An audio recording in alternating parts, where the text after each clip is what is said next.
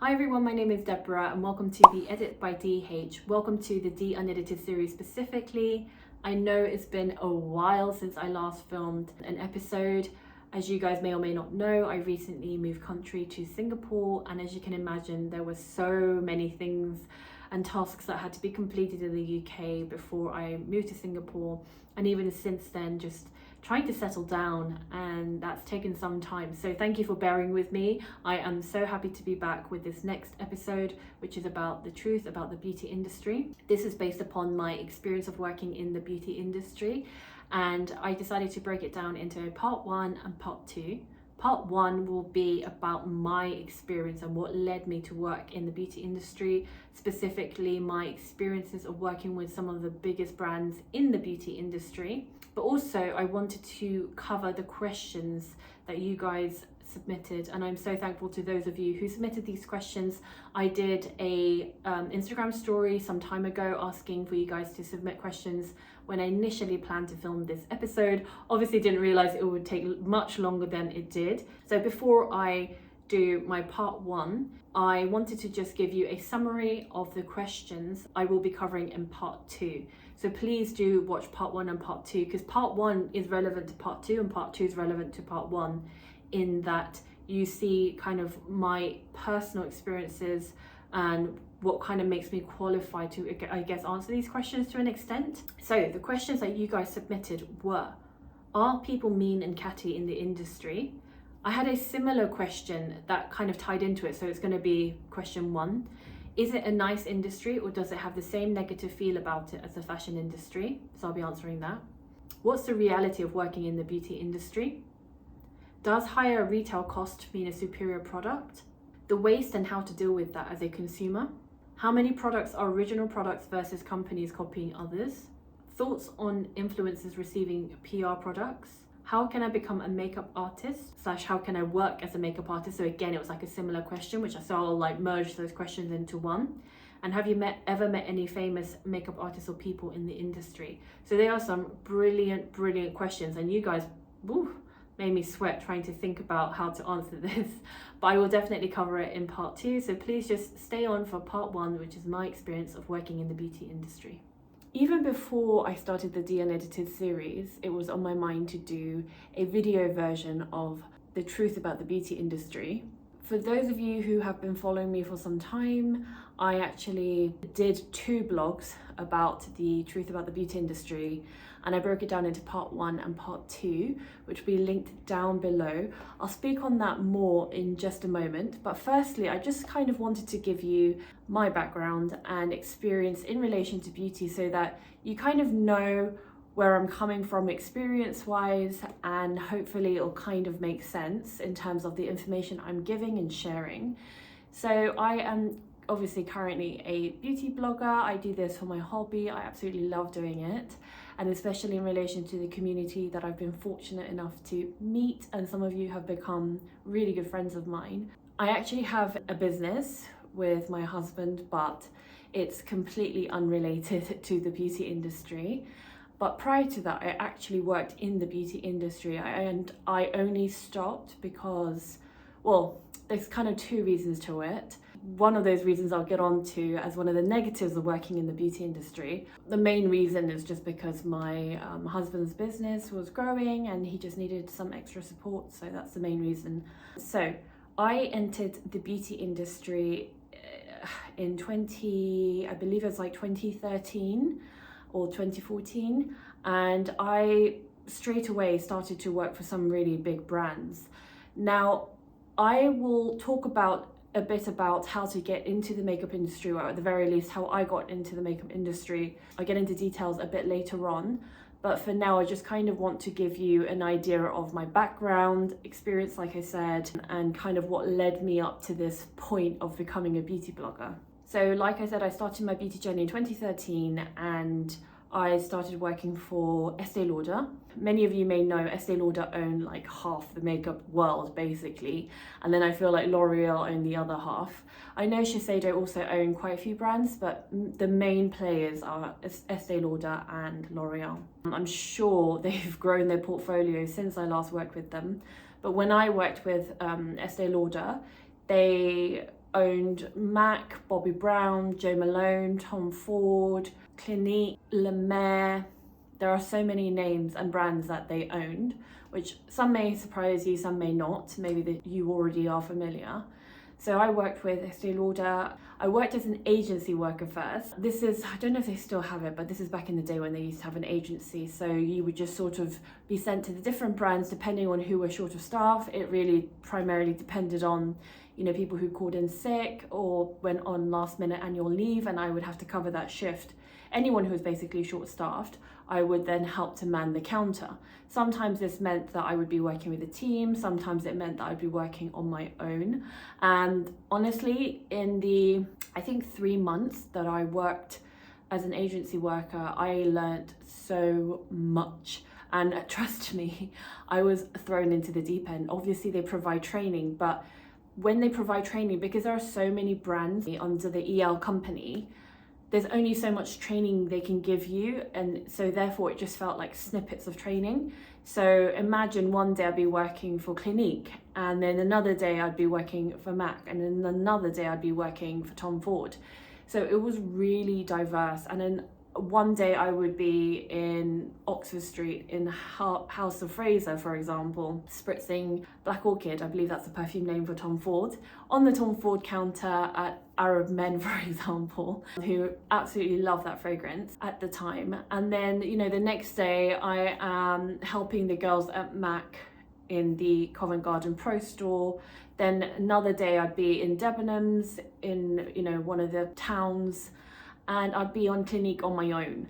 And that was quite challenging because, like I said, you only get snippets of training, and there were customers who would come obviously wanting to buy things. And, you know, it's one thing to not have the full product knowledge, but it's also another thing whereby you don't even know where the products are to get the stock out.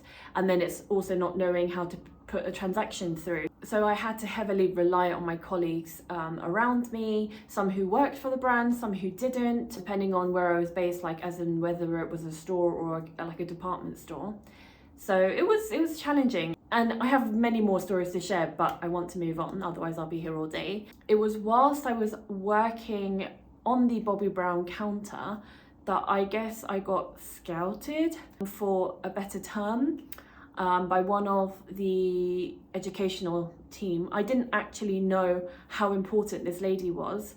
And one day she was just visiting, like educational team for different brands will often visit the counter to see how they're doing, often to encourage the artists on that team in that particular location. And it's very common for the educational team to travel all around, not only the UK, sometimes it might mean that they'll travel globally as well.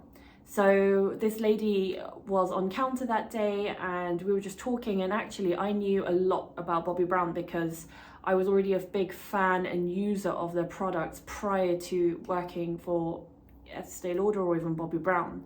So we just got talking, and then she realized how much product knowledge I had and also how much genuine enthusiasm I had for the brand.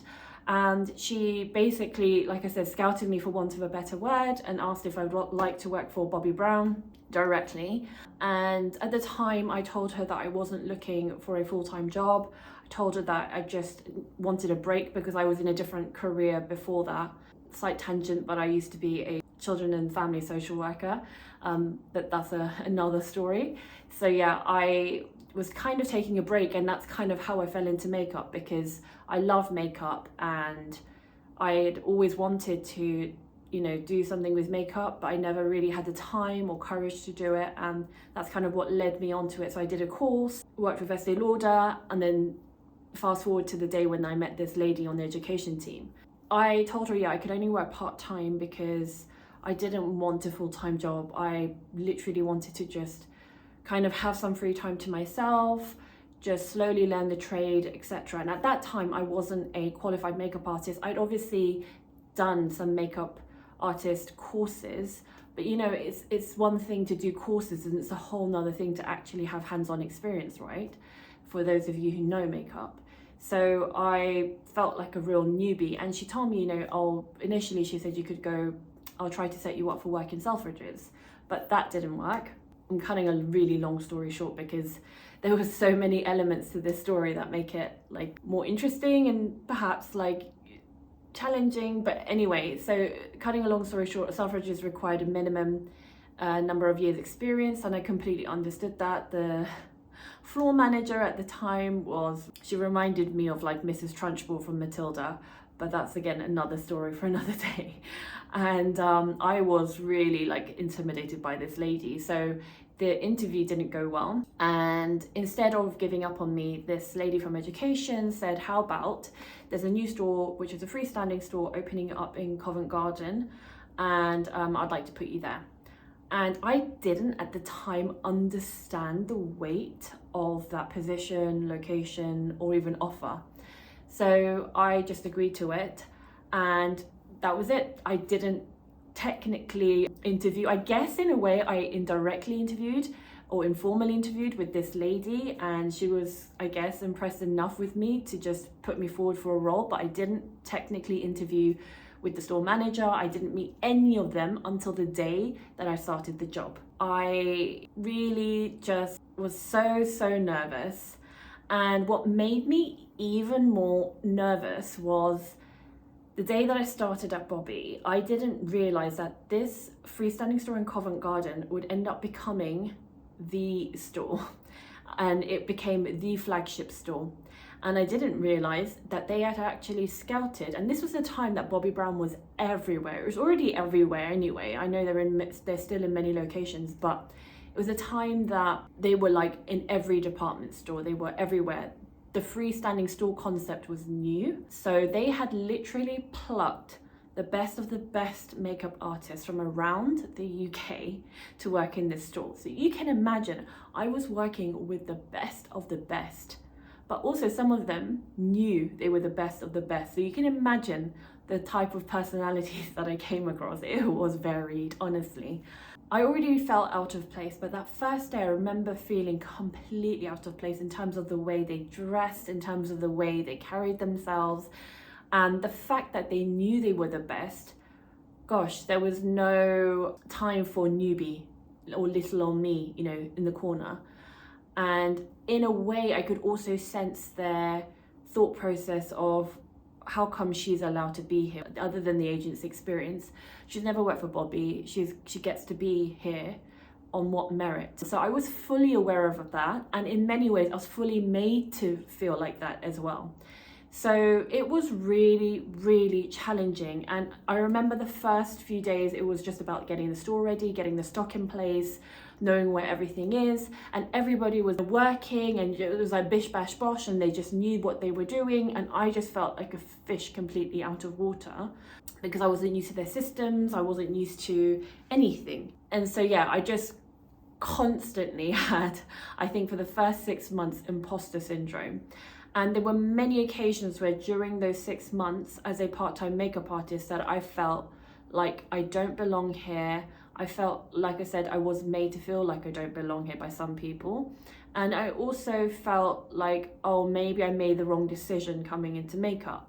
Because honestly, that experience ended up becoming the best experience, as a spoiler alert. And it really kickstarted my beauty career in the best way possible. But the initial 6 months, especially when you don't have the beauty of foresight, was really challenging time. And many times I seriously wanted to have a nervous breakdown. And there were many times where I really tried to fight back tears on the shop floor. There were many times where I doubted myself. I would be the biggest critic of myself even before my colleagues were. And like I said, they were the best of the best artists, and I felt like I couldn't even do a simple eyeliner. There's this pressure in beauty. You think that the beauty industry is literally like, oh, let me put some, blush and slap some foundation on the client, and that's the job. Like, oh, my job is just to make people look pretty. And obviously there is an element of that, but I didn't realize, perhaps naively, just how business focused and business orientated beauty is and was.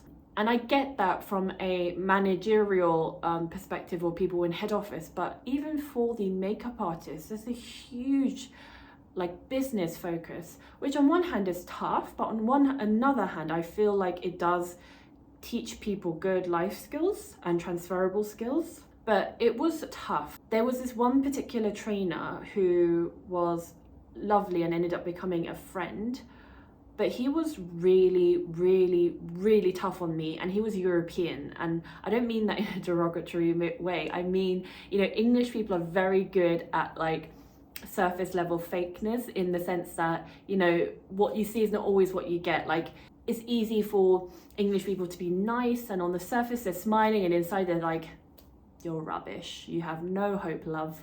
But with Europeans, like, they're very direct, and what you see is what you get. They're just going to say what's on their mind, which is very the opposite of being English. And he was very European, so he was very direct, and I always felt like I was letting him down as a trainer, because he was a trainer of our store, and obviously a lot of the responsibility of how I performed fell on him. So I remember there were times where I literally would cry or want to cry after like a training session with him, because I just felt so rubbish, and I'm like, oh, I don't belong, I don't deserve to be here amongst all these great artists, and etc, etc. And then I just remember that one day close to the 6-month mark, because by the way, at the time they had like certifications that you had to go through. It was really, really structured. It was really tough to be a makeup artist. I feel like it's a lot easier now, and I don't mean that in a bad way, but it was a lot harder back then in my day. And they really like took you through different steps to make sure you were qualified enough to call yourself a makeup artist, you know, for this brand and represent this brand. So I just remember close to the 6-month mark, I just remember that one day when I finally just had my light bulb moment, and it was a day that just cemented almost what felt like the first day of the rest of the days that I would spend in makeup and in the beauty industry. And he turned around and he was like, and he meant, you're a dark horse, in a good way, because he was smiling at me, and it was his way of telling me that, oh, I underestimated you and you've impressed me. But he actually, instead of saying you're a dark horse, he said, oh, you're a black horse, because obviously English wasn't his first language. So we always laughed about that, and that became our sort of like joke. But yeah, like, it was tough. And after the 6-month mark, I just started to settle in, started to make more sense. I was offered more shifts, but I genuinely just didn't want them. Obviously, I would do some overtime to help out the team on occasions, but generally, I just, as much as I liked the beauty industry, I think I was still trying to make my mind up about whether it was the industry for me. Because even though I love beauty, loving beauty and, you know, being an artist on YouTube and actually being on the front line of beauty and dealing with customers and dealing with the egos of some of your colleagues and the pressures from head office are two completely different things. So I was always in that sort of limbo state where I was like, do I want to stay? Is this, you know, so I always had this, like, at some point I'm going to leave this career. So then I ended up being a part-time makeup artist for about a year at this point. And what happened was, we were a very large team, by the way. I think there were like over 20 of us, I want to say, in a very small store.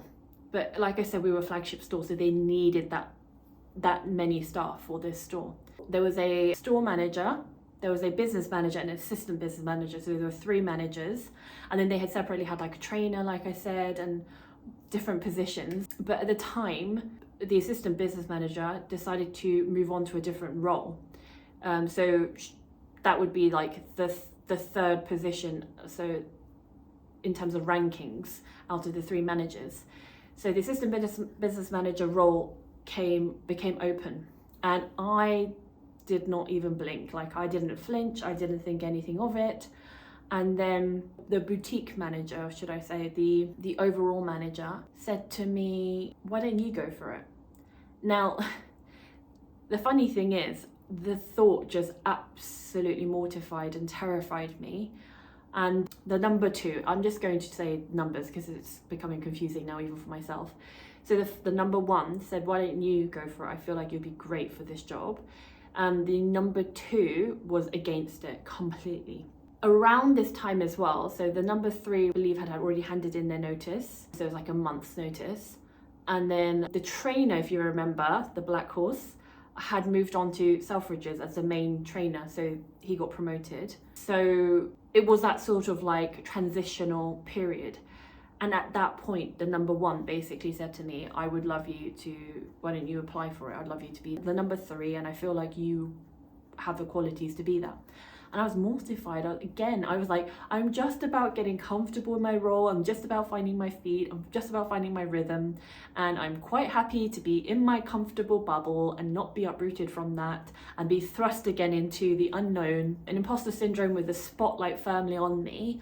So initially I declined it. And actually there were several people in our team and other teams who had heard about the opening of the number 3 role and obviously applied for it, and vocally made sure they was extremely vocal and letting the main manager know that they were interested and they would like to apply for it. But even so, and even though I turned down the role several times, the number 1 manager, I don't know what he saw in me, but he just really wanted me to be the manager.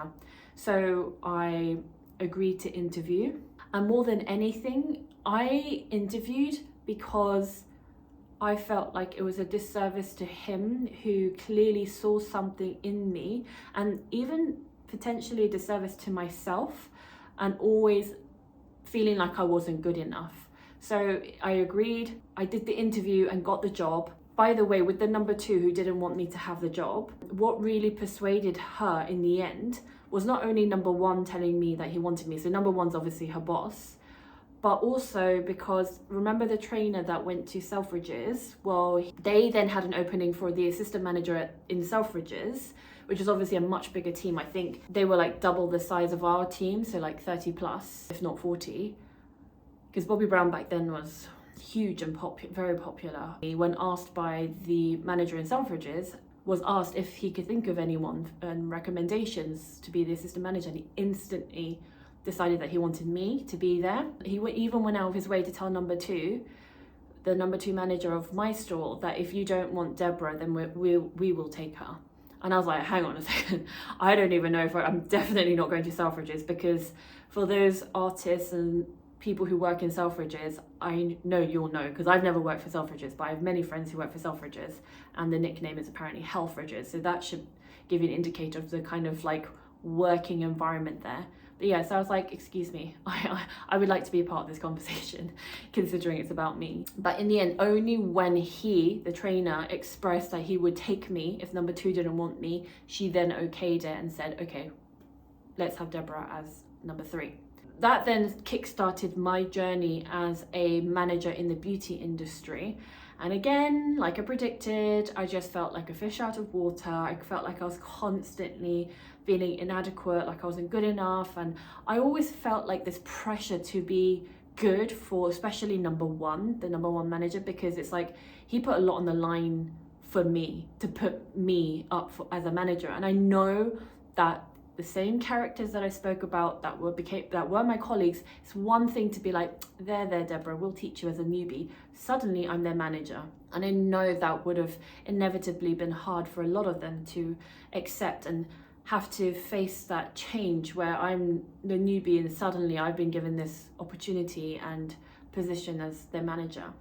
So it was so challenging to become from being friends to suddenly having to, in some cases, discipline people, having to, initially just going in armed with a makeup brush and just wanting to apply some blush on some pretty people. And then suddenly like being thrust into the whole having to learn the basics of business, having to learn about KPIs and really manage the business from the standpoint of knowing your team, knowing the statistics, knowing the figures, knowing why your business is doing well, knowing why your business isn't doing well, knowing every single team member and their strengths and weaknesses and their KPIs.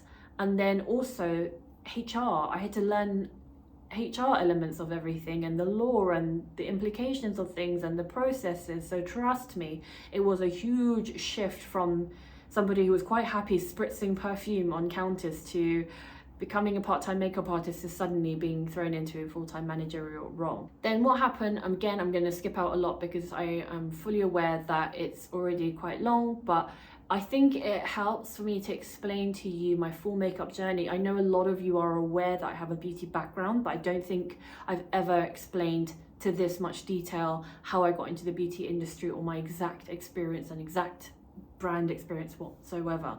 So I hope that it's useful for you guys to kind of build up a picture, but also it will help in when I'm answering the questions. After working for Bobbi Brown for a while, the #1 manager, he got promoted. In fact, I think he even left the country at that point. He was amazing. He was amazing as a manager. He was amazing as an artist, which is very rare. Normally you have a strength in one, not both. But he was one of the few people that had a strength in both. So I super respect him to this day. And he was a very firm and fair manager, which is something that I learned from him. I mean, that's my character anyway, to be fair, but he really taught me that by example. So till this day, I'm still so thankful to him. He's still working for Bobbi and he's incredible. So I'm sure he'll have many future successes. So what then happened was my #2 manager became #1 manager, which left the opening for the #2.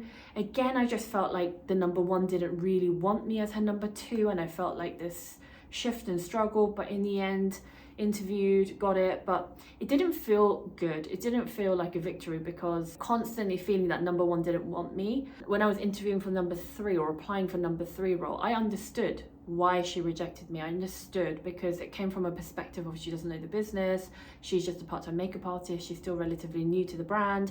I completely understood, but at this point, I'd already been working as a manager for a little while. I already knew the business. I already was doing the job that I would be continuing to do, just in a different role, slight increase in salary. So the fact that she was sort of like pushing back on me at that stage really offended me. And I don't know if I will go into more about this person because there was nice things about her, and there were parts of her that I did really enjoy and I really did like. But I think as a manager and as professionals, we're two different people. And I constantly felt like there was this element of favoritism of other people and unmerited favoritism. It's not like favoritism because that person is the hardest worker in store, or favoritism because of the best artist in store. Even then, there shouldn't be favoritism, but it would have been more understandable. It would have been more acceptable in my eyes. But with her, favoritism was literally whoever sucked up to her. Favoritism was who she liked to banter with and who she liked the humor of, people she understood. And I don't think she's ever come across a person like me in terms of ethnicity, in terms of my personality, in terms of my background, in terms of even the way that I progress within the company. So I felt like she thought I was an anomaly in general. And so imagine getting a role, and now I've been promoted to #2, but working for #1, who I constantly felt like I was at odds with. So that was probably the biggest challenge throughout the remaining time of my time at Bobbi Brown. And then what happened was, again, fast forwarding, a lot happened, but fast forwarding, she then got promoted to work for a brand within Estée Lauder, and that then had an opening for the #1 role. And obviously I wanted the #1 role. I already knew and loved my team. I already knew and loved my store. And I really felt like there were times where I had visions, different visions to the #1 manager. And I really felt like I could make the store my own and really, bring my own ideas and make it a success. But I always felt this opposition from #1, who always was like the attitude my way or the highway. And I can't work with people like that who just try to stomp on anything you say. Everything you say is wrong. Or if you come up with realistic points, you're being negative. And she really dimmed my light. Thinking about it now, it's the first time I said that sentence about this person, but thinking about it now, she really dimmed my light and she really tried to keep me under her thumb. So when she left, surprisingly, she was supportive of me being in the #1 role. But having said that, she said that to my face. Who knows what she really said or thought behind my back. And she was very close with the area manager, who was the one that was making the ultimate decision. She would be the one that would be interviewing the number one. And not in an arrogant way, but I just assumed that I would be the natural candidate to go forward and get this role. I had shown a lot of promise. I'm not saying I was the best manager, but I damn tried my best to be the best manager. I really tried to be firm and fair. I really knew the business, etc., etc. So I was an obvious candidate. Yet this area manager was very, very, very kind of negative towards me. And by the way, it's not that I was expecting for the job to be handed to me on a plate, which is what she implied when I first expressed my interest in applying for it. And I was like, no, I fully expect to be interviewed. I want to be interviewed. So, you know, I was fully expecting to go in there with a, you know, PowerPoint presentation, stats, what I could bring to the table. And so in the end, she reluctantly, and she didn't even hide her reluctance at even giving me an interview. I was the first one to interview for this role. And honestly, it was one of the worst interviews of my life, not in terms of how I felt I performed, but in terms of how they made me feel. And by they, I mean the area manager and a lady who at the time was, I think she was going to become something to do with HR. And they really made me feel like I had to work for it, even the basic things. Like I felt like I would, to give you an idea of the vibe and the environment of the interview, I felt like, obviously I was in head office, but I felt like I was there for a disciplinary rather than an interview. And I get that in interviews you get asked challenging questions, but actually a lot of the challenging questions were around the number one manager. And I honestly felt like the area manager was trying to pit me against her. So if I gave examples, she'd be like, well, doesn't number one do that? So why do you think? And I'll be like, yeah, but we do it differently, and this is how I do it differently. And she would then immediately respond with, oh, so what you're saying is that number one doesn't do that currently. She should be doing it. It's her role. And it was so hard to try and sell myself, because every time I tried to sell myself with examples or my vision or what I plan to do with the store, the area manager would see it as if I'm trying to negatively bitch about, you know, manager number one. And it really, really bothered me to the point where at one point I did stop the interview and say very clearly to both ladies, just to be clear and for the record, I feel like I'm being made to badmouth my colleague, the number one manager, and I'm not here for that. And they were like, no, that's not what it is. And, you know, everything we say and everything you say is within these four walls. This is what they said. So I was really, really, really bothered by that interview. And even though I was prepared, and even though I knew I was the strongest candidate for this role, I left that interview feeling so deflated. And even after the interview, the area manager walked me to the elevator, and she said, okay, thank you for your time. We'll let you know, because you're the first person we interviewed. We still have quite a few candidates to go through, but we'll let you know at some point, you know. But yeah, okay, yeah. And then she just pressed the elevator button for me and let me go down. There was no like, well done, you know, we're going to interview a few more people. I'll let you know in 3 weeks by then how you've done, to give you an update, and good job. I know it wasn't easy. Like, that would have carried so much weight and would have made me feel so much better at the end of the interview. But the way she left it was like, again, like I'd done something wrong, and I left feeling so deflated that as I walked out of the head office, I remember calling my mum, because obviously she wanted to know how the interview went, and crying on the phone whilst walking down the street towards Good Street Station, and just telling her how rubbish they made me feel and how demotivated they made me feel. Like I had to jump through not just hoops, but hoops that were suspended on the highest ceilings and were lit with fires. And it was so degrading and demotivating. And at that point, I realized that this isn't the company for me if that's how they're going to make me feel. If at that point they had then given me the job, or a few weeks later had given me the job, it's different, because then I could have thought maybe, you know, maybe they do this deliberately to really test your character, really test your professionalism, but they were impressed all along secretly.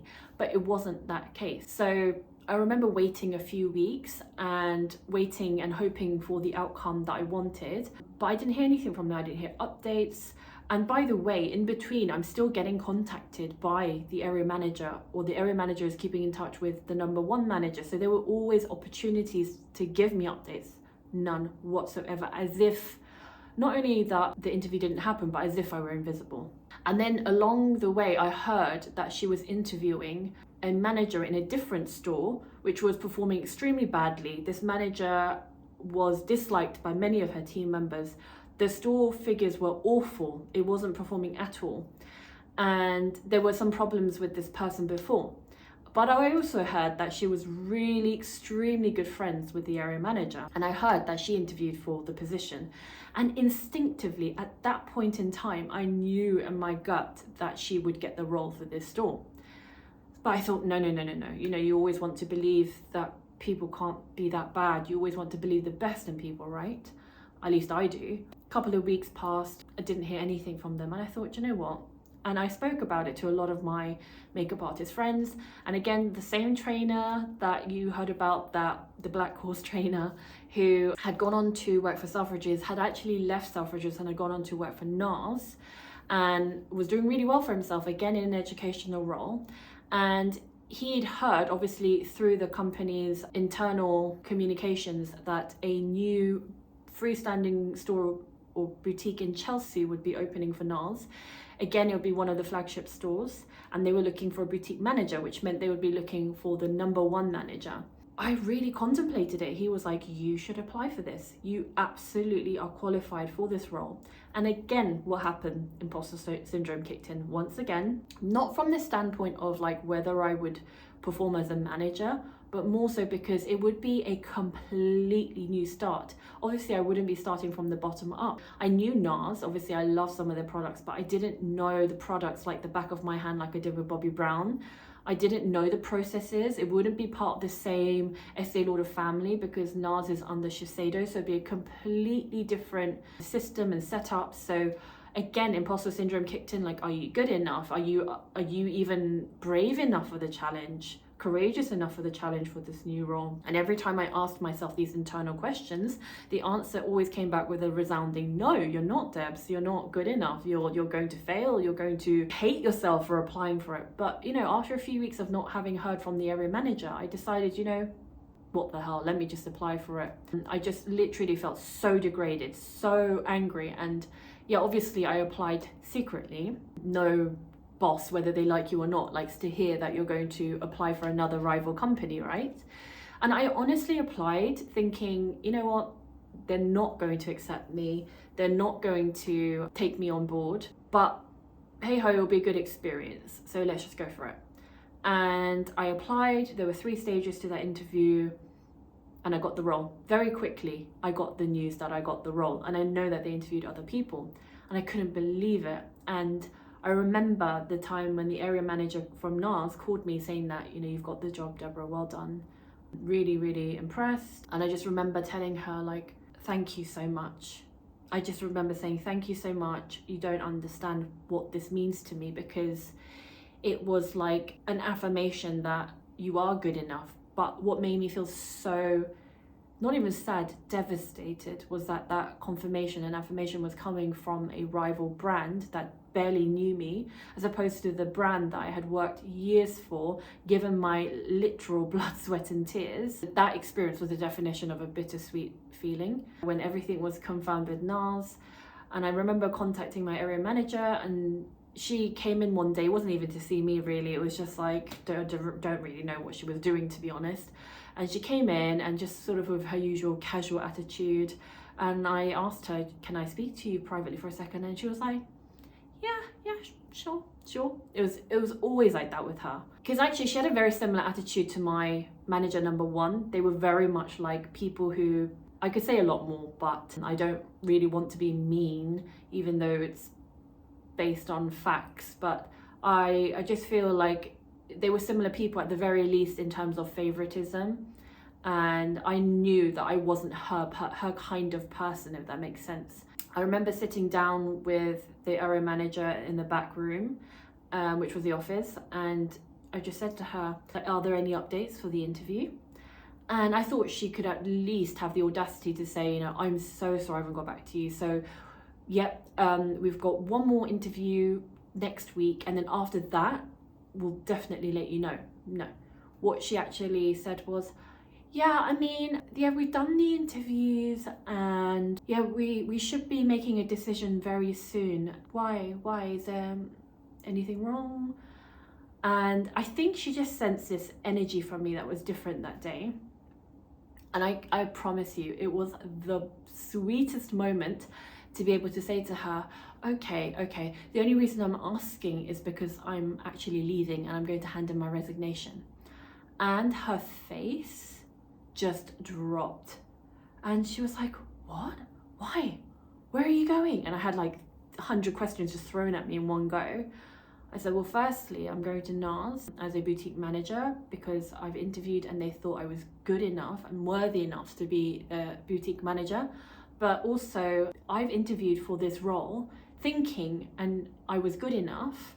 It was one thing to feel like, to fight for it, which I understand, but another thing to make me feel like you're not good enough, which is essentially what they did. So I told her, handed in my resignation, I'm giving my 1 month notice. And I've never seen it before. She's always very nonchalant when she spoke to me, but at this moment, she just instantly went into panic mode and, oh no, that's not what we meant, and that's not how we planned it, blah, blah, blah. And, I was intending to get back to you. And then instantly there was a much more senior lady, a manager, and she named that person and said, oh God, she's gonna kill me. Because at that point, it wasn't just me leaving. One other person had given their notice because the team wasn't the same. I think they just felt the energy was weird and people were leaving. And I had spoken honestly to a few people who already knew I was leaving. So I don't know, it was just one of those things. And she just said, oh, that lady's going to kill me. Are you sure there's nothing we can do to convince you to stay? I was like, well, you could have given me the job, but it's too late now. It is what it is. And at that point, by the way, I forgot to mention as well, not long after, almost straight away, they gave the job to the very same girl I knew they would give the job to, which was the area manager's friend. I would have been put in a position where I would have been having to teach her everything, where she wouldn't have been performing to the standard that she should be performing at, and I would have been having to carry the weight of more than half her work, which is kind of what I was doing with the first manager. So I just didn't want to be stuck in the same position. So I decided to just go with NARS. So that was great. And by the way, I just want to say at this point, I had great experience at Bobby. Like I said in the beginning of the story, I had a fantastic experience. I met some of the best, most beautiful, and I mean inside and out, customers at Bobby. Honestly, Bobby Brown, I don't know if it's still the same. At the time, they had the best customers, kindest customers, the sweetest customers. I made some friends there that are still friends to this day, that will be friends for life. And it taught me so much about the beauty industry and really gave me confidence to be in the beauty industry. The skills that I learned, the opportunities that I had, even being able to work amongst the best and being invited to an event where Bobby Brown, just shortly before she left the Estee Lauder group, I think it was the 25th anniversary of Bobby Brown, got to attend an intimate event with Bobby Brown being interviewed by Sally Hughes. And that was for like the top staff at the time. And yeah, there were so many opportunities that I know I wouldn't have been given if I hadn't worked for Bobby Brown. And so I'm so thankful, especially to that previous number one manager who saw something in me that I didn't see in myself, including the trainer who saw potential in me as well. So trust me when I say I honestly have really positive experiences of Bobby Brown, with the exception of like those two individuals. But overall, I have a great experience of Bobby Brown, a memory of Bobby Brown, and I always will. Then when I joined NARS, I again worked for NARS for a while. I again completely threw myself into my discomfort zone really, and I met even more characters, but in a way they were less friendlier than Bobby people. Not my team per se, but just people I met working within NARS. It might be like people from other stores or whatever. And there was a different vibe. And I don't know whether it's because Bobby Brown and NARS just to explain, are two very different vibes. Bobbi Brown is very much like girl next door, natural girl, embrace your natural beauty, be beautiful inside and out. And I felt like they employed, in general, a few more like nicer people.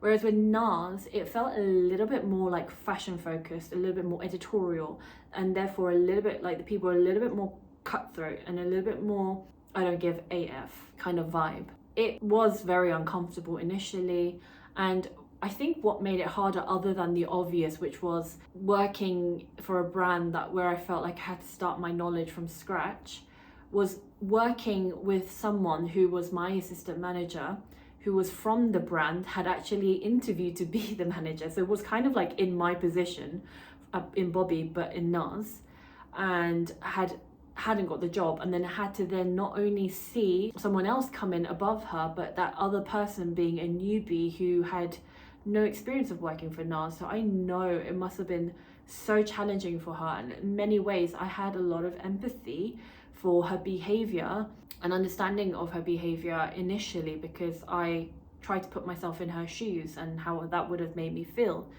The difference is, I feel like the manager who would have come in my place in Bobbi wasn't qualified for the role. And it's not just me saying that, a lot of people said that, and so many people knew it was more from a perspective of her friendship with the area manager. Whereas in my case, I had fairly interviewed for this role at NARS, and it was really mainly from the perspective of the fact that I had run a freestanding store, and this was a freestanding store for NARS. It wasn't their first, because the first was in Covent Garden, but even though Covent Garden was their flagship, the Chelsea one was way bigger, way more bougie. It was a different kind of clientele. If you know Chelsea, you'll know, you guys will know what kind of clients they have. It was just a combination of factors that they felt that I would be a better manager for this boutique.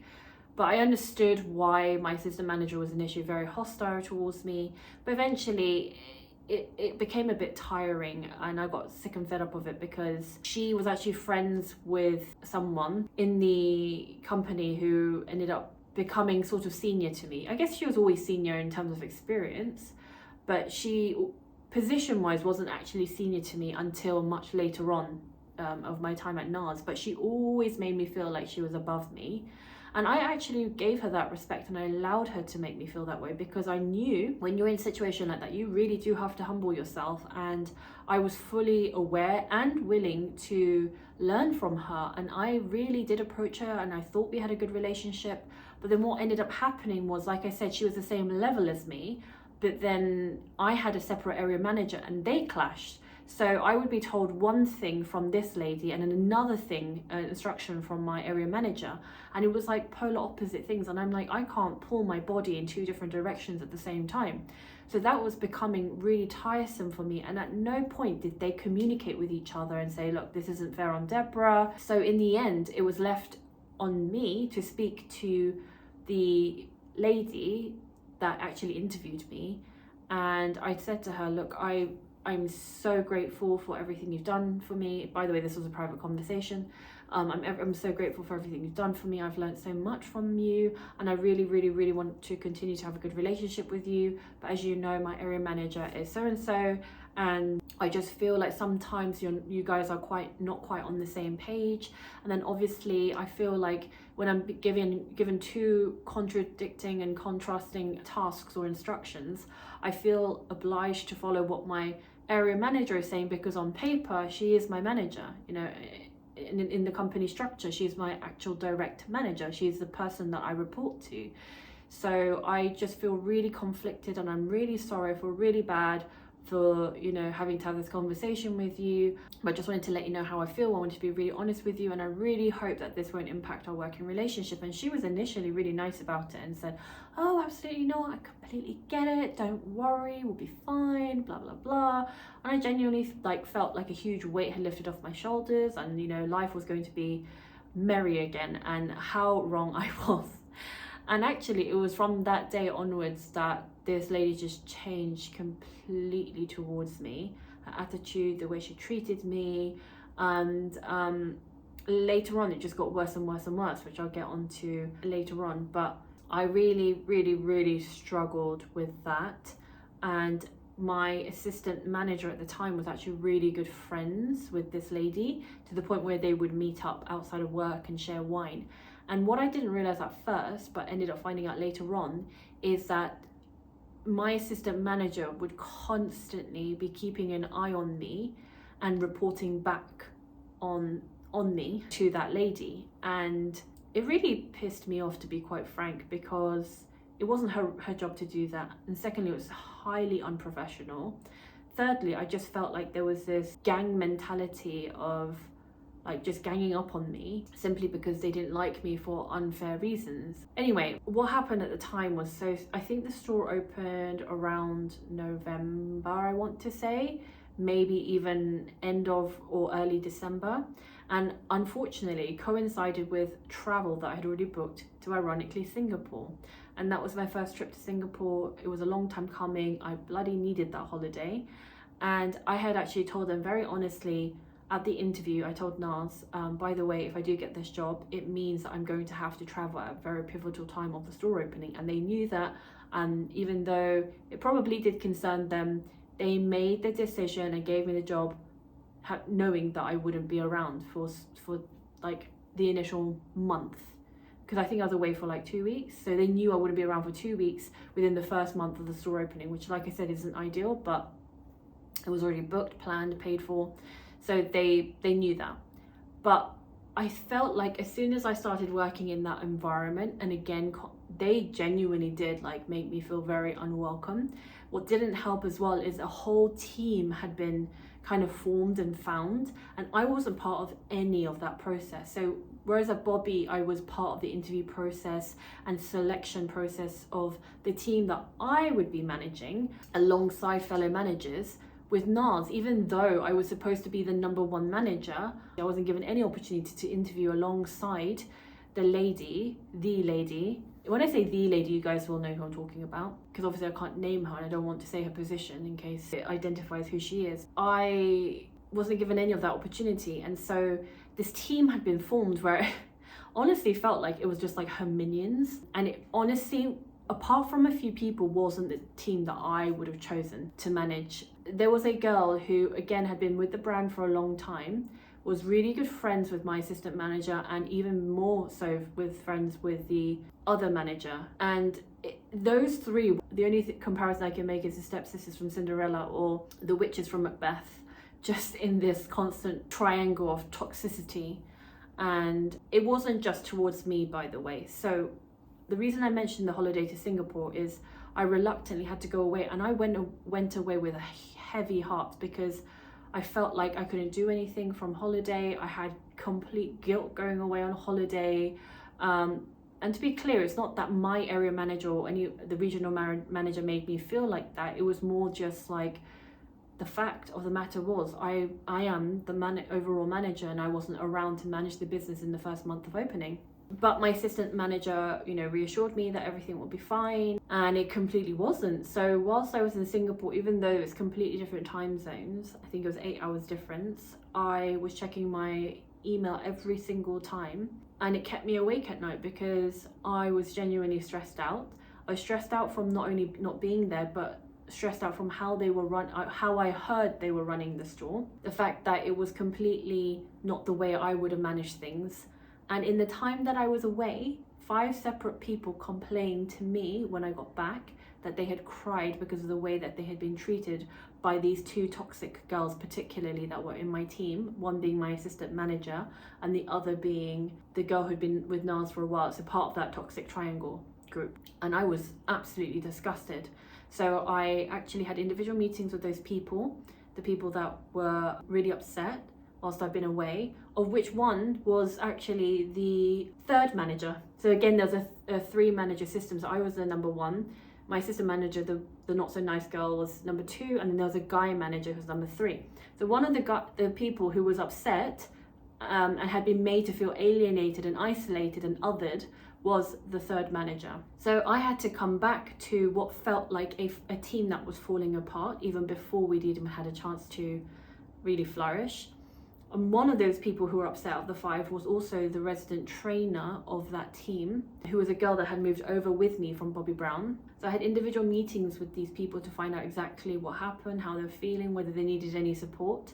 And then I sat down and had a very frank meeting with my assistant manager, particularly. Obviously, I had a separate chat with the other girl in the toxic triangle, but my assistant manager particularly, because it's her responsibility as a manager to make sure this doesn't happen. And I'm telling you this because I just want to give you an idea of the kind of environment that I was working in. And obviously one of the questions that was asked are people mean and catty in the industry? And I think it all kind of correlates and ties into the overall theme of the truth about the beauty industry. This is my truth. This was the truth of many people who worked alongside me. I don't doubt that things like this still happen, and I'm not specifically talking about NARS, but in the beauty industry and with different brands. So that's why I am mentioning it. Fast forward, I get to know the brand more. I start to find my stride as a manager.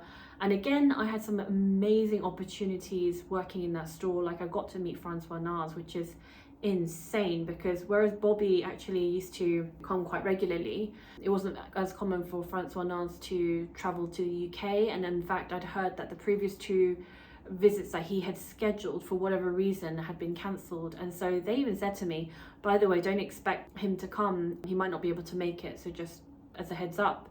So I just thought, okay, fair enough. Things happen and he's a busy man. So it is what it is. But he actually ended up coming, and with his right-hand woman called 𝕬𝕬𝕓𝕖, I think that's how you pronounce her name.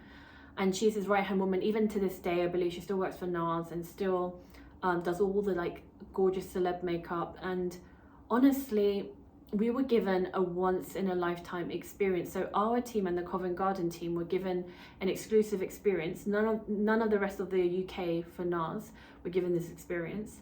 We had a private workshop. So our teams had private workshops with Lena. So Covent Garden would have had it in their store, and we had it in our store. And we got to see Lena doing her job, which is beautiful, flawless makeup. And there's a signature NARS look, and she showed us what the signature NARS look is. And she did her look on this model. And then the company had actually kindly hired models so that we all had our own individual model to do makeup on. And then Lena and the head of artistry went around to give their comments on our looks. And up until this point, I'd always felt like, again, I wasn't good enough in terms of artistry. Their kind of makeup look was more editorial, like I said before, versus Bobbi Brown's like enhance what you already have kind of vibe, which is more my style. But I still really love NARS, and so I am into editorial, I just prefer natural beauty more. There were times where some people from the artistry team would make me feel like I wasn't good enough, and maybe it came across unintentional, maybe they didn't realize they were doing it. But yeah, there was a certain tribe, should I say, of people in NARS that were just mean girls, put simply. And I was so nervous about Lena seeing my work. I remember holding my breath as she slowly walked around the store looking at each of our work. And you know, she was so gracious. So like with every single person, she never made anyone feel that she was like an elite artist. She was so down to earth. She would instantly just put people at ease. And even with the like constructive comments she would give, it was just that constructive. Otherwise, she just gave everyone a compliment as well. And then she came around to my work, and I remember holding my breath, and she just said, beautiful, like she's just done a beautiful work, like gorgeous. And that was it, like that was it. She gave me no critique. And I just remember feeling like really lightheaded in that moment, because you know, even I'd never had that kind of comment from the head of artistry, but then Lena herself, the right-hand woman of Francois NARS, was giving me a compliment. And honestly, it made my day, made my month, perhaps even made my year that year. So there were opportunities like that. There was also a Vogue and 𝕬𝕚𝕚𝕚 collaboration that we got to run the event for. So there were so many opportunities that I know I wouldn't have had just working in a standard store or standard counter. I had the opportunity to be flagship store managers. But the reason why I left, like I explained, was that toxic culture.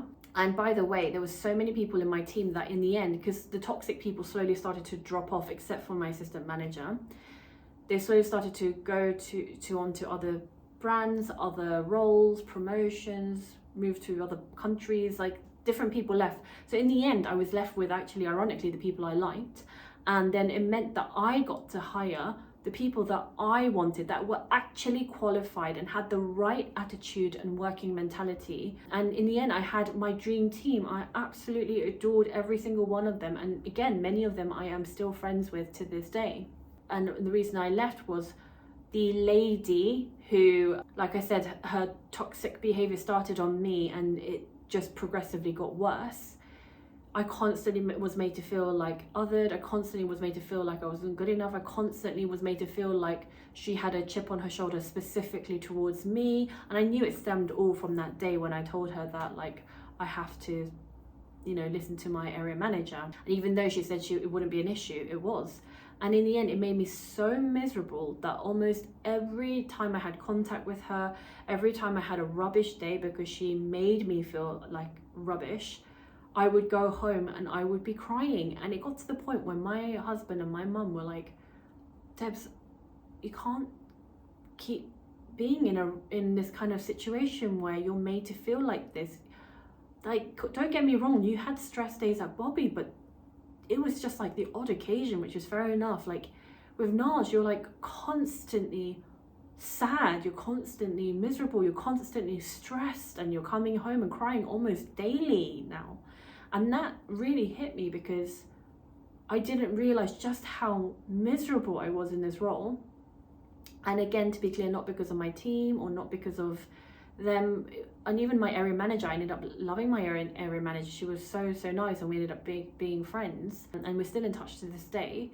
But it was that person, the lady, who ended up getting promoted, ended up her, you know, she was a proper tyrant, and her rule and authority and power expanded. And I thought, you know what, as soon as her rule over the narcissistic kingdom expanded, I thought, you know what, it's time for me to bow out. And you know what, so many people complained about her. There was a high up manager who, when I had a private one-to-one meeting to let her know about this person and what kind of impact she was having on those around her, including myself, told me, look, I know what she's like. I used to work with her, but you know, I know she's not a people person. She's just not a people person, but she's good at her job. And I thought, wow, okay, I get that, you know, skills and experience are just as important, but guess what? Being a people person also is extremely important. And when you're openly making those around you miserable, other than the ones who lick your bottom, it's not a healthy environment to be in. And I was so miserable, like I said, and it scared me to my core, but I thought I can't just leave because it would make me feel like a coward.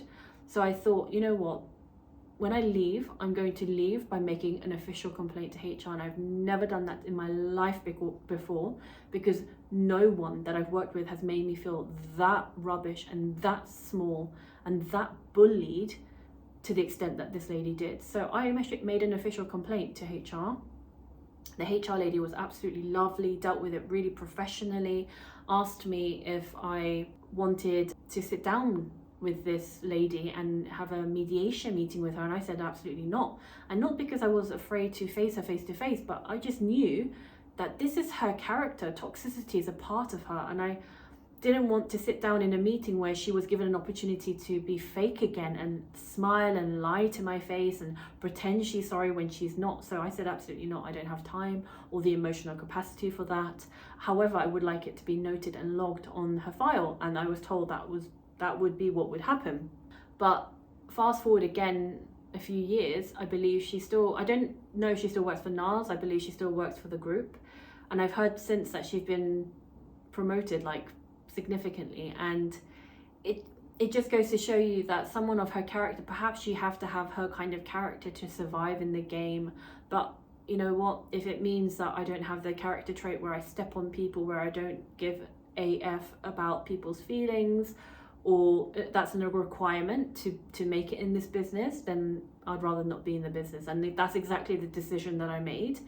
And it just happened to coincide with the time that my husband's business got busier, so it just made natural sense for me to step out of the role. Little did we know the pandemic would hit the following year in 2020, And then during that time, I started blogging because I thought, why not use my experience and expertise to come up with content and do reviews and be honest about it. So that's kind of how the blogging thing started. And even though I had, like I said, a lot of negative experiences, I, like I said, met so many lovely people and so many people who became my friends for life. And I don't regret working in the beauty industry in the slightest. I did a blog part 1 and 2. I believe part 1 is more sort of comical, it's just sort of tongue-in-cheek, it's just talking about the different types of customers that I encountered during that time, whereas part 2 is more about the things that I'm hitting on today.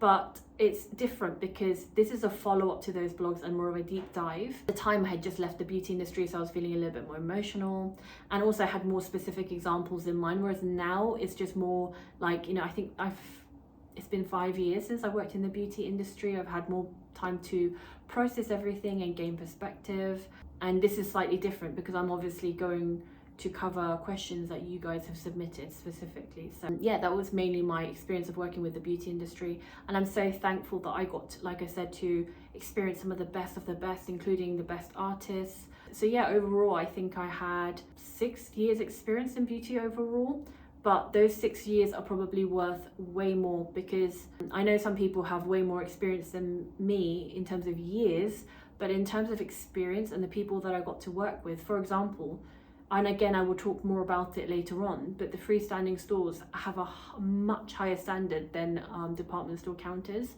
in terms of who is qualified enough to work for them. I was just lucky enough to get a break with Bobbi Brown initially, but yeah, it's normally very, very high standards, and I got to then come full circle 360 and you know, be really critical in a way about who I then hired as a manager, you know, in the following years. So again, I'll cover all those things when I go on to talk about and cover the questions that you guys submitted. But yeah, I hope you enjoyed part 1 where I spoke about my experience, and I just love to know what you think, and especially for those of you who have worked in the beauty industry, are working in the beauty industry, and those who are thinking of entering the beauty industry. I'd love to know your thoughts, and please comment down below. But yeah, please do join me for part 2 where I'll be answering all your questions. Thanks so much for watching. Take care.